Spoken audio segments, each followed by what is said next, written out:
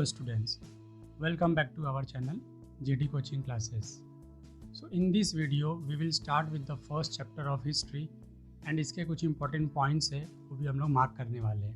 Okay so ये important points ये CET के point of view से रहेंगे, जो उसमें MCQ क्वेश्चन आने वाले हम लोग वो देखने वाले हैं. ओके सो कैसे क्वेश्चंस पूछ सकते हैं ये पर्टिकुलर चैप्टर से, सो हम लोग वो देखने वाले हैं. So let us start with the first page of this chapter. तो जो फर्स्ट पेज है उसमें जो इम्पोर्टेंट पॉइंट्स है वो हाईलाइटेड है येलो कलर से. ओके सो जो भी हाईलाइटेड है वो आपको भी अपने टेक्स्ट बुक के अंदर हाईलाइट करना है, बिकॉज जो भी अगर क्वेश्चंस आएंगे वो वही पॉइंट में से आ सकते हैं, दूसरा किधर से आने का चांस नहीं है. ओके सो देखते हैं फर्स्ट पेज का इंपॉर्टेंट पॉइंट. जो फर्स्ट पॉइंट देके रखा है वो है आप लोग को हिस्टोरिकल रिसर्च मेथड.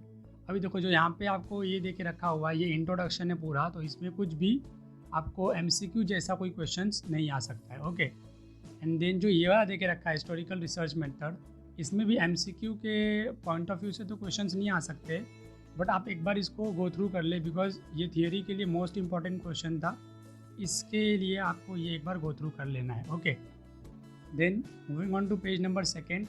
यहाँ पे आपको MCQ के पॉइंट ऑफ व्यू से बहुत सारे इंपॉर्टेंट डेफिनेशंस मिल जाने वाले हैं. Okay so first definition is of historiography.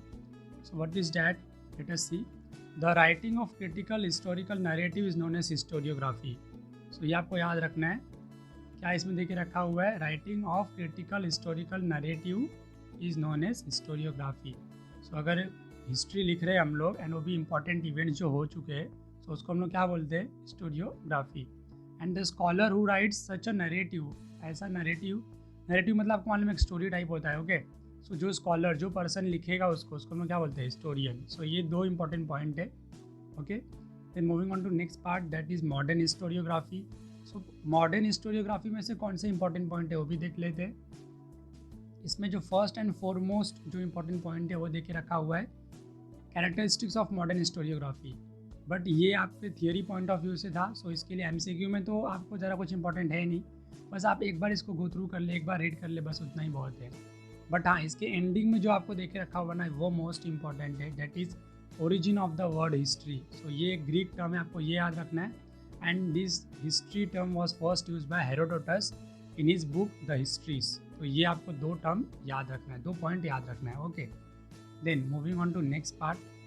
सो जो नेक्स्ट पार्ट है उसमें आपको पूरे पैराग्राफ में से सिर्फ ये एक ही पॉइंट इंपॉर्टेंट है, that is Göttingen university was first founded in Germany.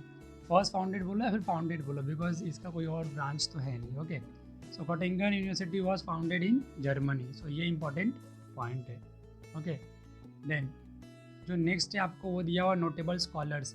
अभी नोटेबल स्कॉलर्स में ये इस पर्टिकुलर चैप्टर में आपको मे बी 6 कुछ तो देखे रखे हुए, देख लेते हैं. 1 2 3 4 5 एंड 6, या 6 आपको स्कॉलर्स देके रखे हुए. So for each of the scholars, जितने भी स्कॉलर्स देके रखे हुए वो पर्टिकुलर स्कॉलर्स के लिए आपको दो इंपॉर्टेंट पॉइंट्स याद रखने के. एक तो उन्होंने जो बुक्स लिख के रखी हुई है उसके नेम, एंड दूसरा वो क्या उनका व्यू था टूवर्ड्स हिस्ट्री. ओके सो आपको ये दो पॉइंट हर एक स्कॉलर के लिए, for each of the scholar you have to remember. Okay तो जो फर्स्ट है वो है रेने डेकार्ड्स. तो उनके बारे में देख लेते हैं. René Descartes was the foremost among scholars who insisted on verifying the reliability of historical document by critically examining them. So उनका ये सोचना था कि जो भी हिस्टोरिकल डॉक्यूमेंट है उसको हम लोग एकदम क्रिटिकली एग्जामाइन करेंगे एंड बाद में उसकी रिलायबिलिटी पे हम लोग ट्रस्ट करेंगे. सो ये रेने डेकार्ड्स बोलते थे. ओके एंड इनका बुक है, आपको नेम याद रखना है, as it is discourse on method. आपको ये नेम याद रखना है. Okay then second scholar that is Voltaire. So इनके ऊपर क्या है इंपॉर्टेंट पॉइंट वो भी देख लेते हैं. इसमें से जो ये देखे रखा हुआ है ना, he opined that along with objective. So ये एक बार आप रीड कर ले, बट ये इतना इंपॉर्टेंट नहीं है as compared with this part. Voltaire was the founder of modern historiography. So this point is of the utmost importance. So ये आपको एकदम अच्छे से याद रखना है. एंड आपको ये फिल इन द ब्लैंक्स भी देके रखा हुआ है इस चैप्टर के एक्सरसाइज में. ओके सो ये आपको इंपॉर्टेंट है. Then next part and next scholar है हेगेल. ओके सो हेगेल के ऊपर क्या है हम लोग को वो एक याद रखना है point, that Hegel was a German philosopher. एक तो ये याद रखना है. And then second point is encyclopedia of philosophical science and reason in history. This were the 2 books written by Hegel. कौन से बुक्स है, encyclopedia of philosophical science and second book is reason in history. So ये 2 book है जो Hegel ने लिखे हुए थे। ओके, देन जो नेक्स्ट पॉइंट इंपॉर्टेंट है, हाँ, ये आपको जो एक बॉक्स देके रखा हुआ है बॉटम ऑफ द पेज पे, इसमें आपको 4 इंपॉर्टेंट डेफिनेशंस दिए हुए हैं। सो आपको ये इंपॉर्टेंट डेफिनेशंस याद रखना है। First one is of dialectics. So dialectics में आपको क्या याद रखना है, method of analysis which is based on opposites is known as dialectics. So ये कौन सा एनालिसिस का मेथड है जो अपोजिट्स पे बेस्ड है। अपोजिट्स मतलब गुड, बैड, ट्रू, फॉल्स, जो आपको यहाँ पे देखे भी रखा हुआ है, ऊपर डिस्क्राइब किया हुआ है इसको अच्छे से। ओके, सो इसको हम क्या बोलेंगे, dialectics. Second definition is of thesis. So thesis का डेफिनेशन क्या है, theory is propose at the beginning is called thesis. तो आपको ये एक याद रखना है। Then third definition is of antithesis. So antithesis में आपको क्या याद रखना है, the theory which is contrary to the thesis is known as antithesis. So ये कॉन्ट्ररी मीन्स अपोजिट रहेगा किसके, थीसिस के। Okay, then next point is of synthesis. So synthesis में आपको क्या याद रखना है, after a thorough logical discussion of both thesis as well as antithesis, a new thesis is proposed. Okay, this is called as synthesis. So दोनों पे देखते हैं, पहले किस पे, थीसिस एंड एंटीथेसिस पे, एंड उसके बाद में एक नया थीसिस जो आता है उसे हम क्या बोलते हैं, सिंथेसिस। ओके, सो दोनों देखते हैं मीन्स दोनों के ऊपर एक लॉजिकल डिस्कशन होता है। ओके, एंड उसके बाद में एक जो नया थीसिस प्रपोज होता है उसे हम लोग बोलते हैं सिंथेसिस। सो आपको ये इंपॉर्टेंट डेफिनेशन है that you have to remember. Okay, then moving on to next scholar that is Leopold. So Leopold के बारे में आपको क्या याद रखना है, the theory and practice of history and the secret of world history, this were the 2 prominent books which were written by Leopold. Okay, so ये आपको याद रखना है as it is. Then moving on to next part that is Karl Marx. So Karl Marx का भी एक ही book का name आपको याद रखना है, that is Das Kapital. So Das Kapital was the book which was written by Karl Marx. So ये भी एक इंपॉर्टेंट पॉइंट है। ओके, देन जो नेक्स्ट आपको पॉइंट देके रखा हुआ है that is given on Annales school.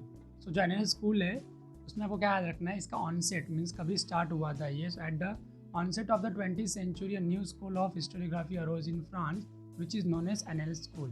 Okay, so ये आपको याद रखना है, एंड ये कहाँ पे हुआ था, फ्रांस में। सो ये 2 आपको याद रखना है। And third point is marked at the is marked on the last line of this particular paragraph. Okay, this school was started by French historians. आपको ये भी याद रखना है। ओके, सो ये इंपॉर्टेंट पॉइंट्स है इसके, सो जो मार्क किया हुआ है, जो हाईलाइट किया हुआ है। Then the last second point of this particular chapter is feminist historiography. So feminist historiography में आपको क्या याद रखना है, इसका definition only. Okay, so feminist historiography means the restructuring of the history from the perspective of women. So women के point of view से, women के नज़रिए से पूरे हिस्ट्री का रीस्ट्रक्चरिंग करना, इसको ही हम लोग क्या बोलते हैं, फेमिनिस्ट हिस्टोरियोग्राफी। सो ये आपको एक पॉइंट इसका डेफिनेशन के फॉर्म में याद रखना है। Okay, and the last point of this chapter that is Michel Foucault. Okay, so Michel Foucault का कौन सा पार्ट याद रखना है, the book written by him that is archaeology of knowledge. So this book was the book which was written by Michel Foucault. So आपको ये एक point याद रखना है इस पर्टिकुलर पैराग्राफ से।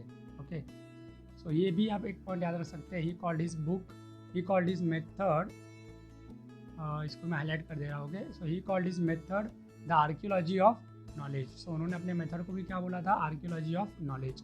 सो ये भी एक इंपॉर्टेंट पॉइंट है जो आपको याद रखना है। सो फ्रॉम दिस चैप्टर जितना मैंने हाईलाइट किया हुआ है, अगर आप उतना याद कर लेंगे देन ये चैप्टर 100% आपके फिस्ट में है, आपकी मुट्ठी में है। ओके, सो आपको ये याद रखना है, जितना मैंने बताया बस आप उतना पॉइंट अगर आप याद रखेंगे तो इस चैप्टर से दूसरा और कुछ बाहर का नहीं आने वाला है। ओके, सो आपको बस इतना इंपॉर्टेंट पॉइंट्स आपको नोट डाउन कर लेने के, एंड जब भी आप रिवाइज करेंगे सीईटी एग्ज़ाम के लिए इस पर्टिकुलर चैप्टर को, तो आपको इतने ही पॉइंट्स बार बार रिवाइज करने के हैं।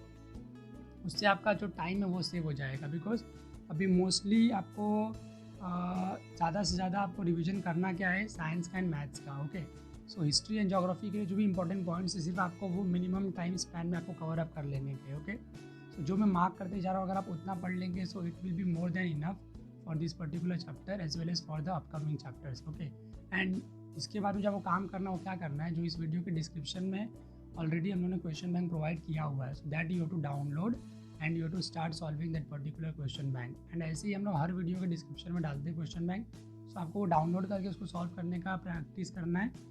एंड उसके बाद में जो भी आपको उसमें डाउट आ रहा है तो वो आप जो नेक्स्ट वीडियो हम लोग अपलोड करने वाले हैं उसमें उसका सोल्यूशन देने वाले हैं, तो आप उसके लिए वो नेक्स्ट वीडियो देख सकते हैं। एंड उसका नोटिफिकेशन आपको वीडियो का तभी मिलेगा जब भी आपने चैनल को सब्सक्राइब किया रहेगा। So don't forget to subscribe our channel, okay.